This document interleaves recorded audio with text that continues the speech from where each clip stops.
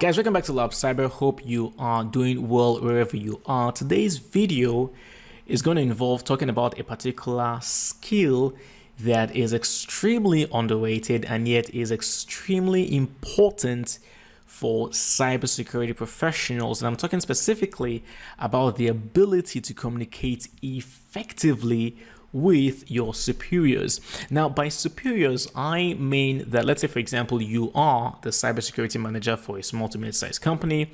Your superiors in this case would be the CEO, the COO, maybe even the chief financial officer, basically the people that make all the financial decisions in your company. So you as the cybersecurity manager, it's going to be your responsibility to decide, okay, which firewall are we going to buy, which anti-malware are we going to buy, which security policies do we need to come up with, and then you're going to need to convince your superiors to give you the financing that you need to effectively execute your project.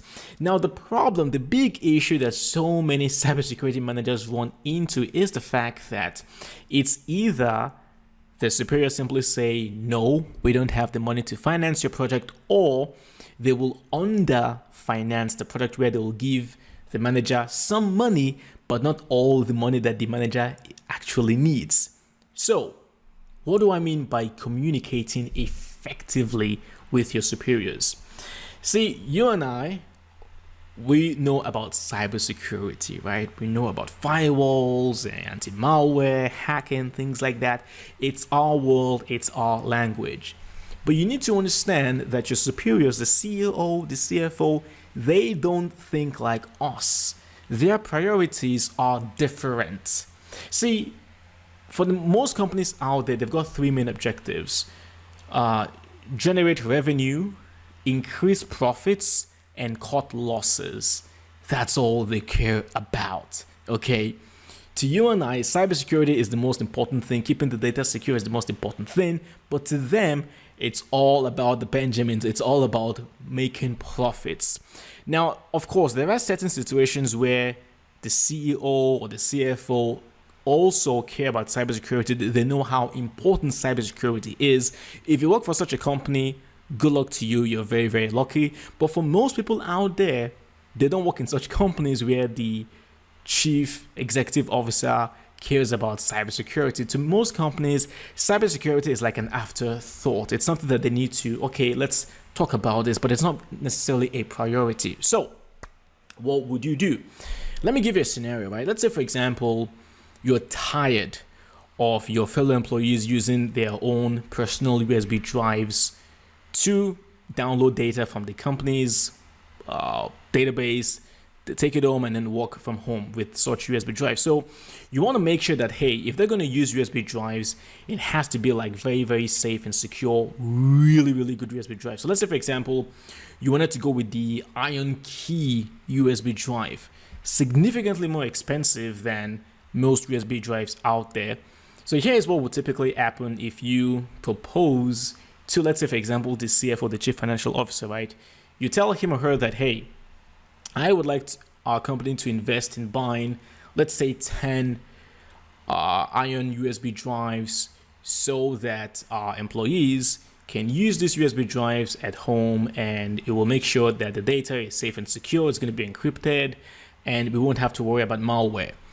Now, that sounds fantastic to you. You would think that your CFO will see things exactly the way you do. But do you know what he or she is probably thinking as you're saying all these things? They're thinking, okay, how expensive are these USB drives going to be? And if they're expensive, can't we get like cheaper USB drives out there? Why do we have to necessarily buy these Iron USB drives? Can't we get something cheaper? What you could do in such a scenario, let me give you a different way of presenting your case. Instead of just saying, yes, this USB drives will keep our data safe, it will fight against malware, why not also say that, look, in addition to these USB drives keeping our data safe, it can also boost employee productivity, because now our employees would be able to download data from their workstations at the office, and if they need to, they can take their work with them home and work from home.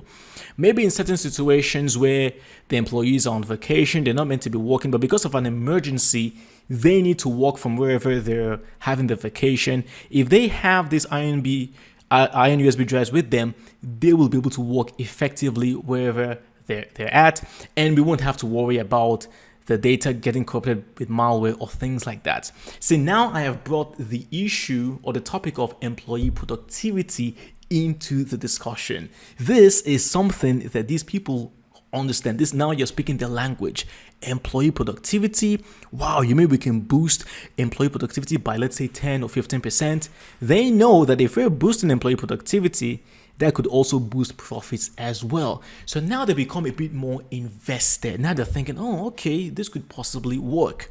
That is one scenario I have given you. So the point here is that whenever you're trying to come up with a new security policy, or you need financing to buy like a new anti-malware product out there, or a new firewall, or anything new, try to think of a way how you can present your case in a language that these people would understand. Try to tie whatever you're trying to buy with boosting employee productivity, with increasing profits, maybe even cutting losses. You could say that if we're going to buy this new firewall, we would not need to renew the contract with this other company providing us with this other firewall again. We can cut our losses there and focus specifically on this particular firewall, and we can save money in the long run. Try to think of ways to speak in a language that these people would understand. So I'd love to hear from you. What do you think about this? If you have any comments or questions, I'd love to hear from you. Put your comments down in the comment section below. But like I said, being able to communicate effectively with the powers that be at your company is a very, very important skill as a cybersecurity manager. My name is Alex. If you enjoyed today's video, give it a thumbs up. Share this video with anyone who may feel might benefit. If you're new here to the channel, welcome. I talk about cybersecurity. Do subscribe, hit the bell so you're notified whenever I upload a new video. Stay safe out there, and I'll talk to you next time. Cheers.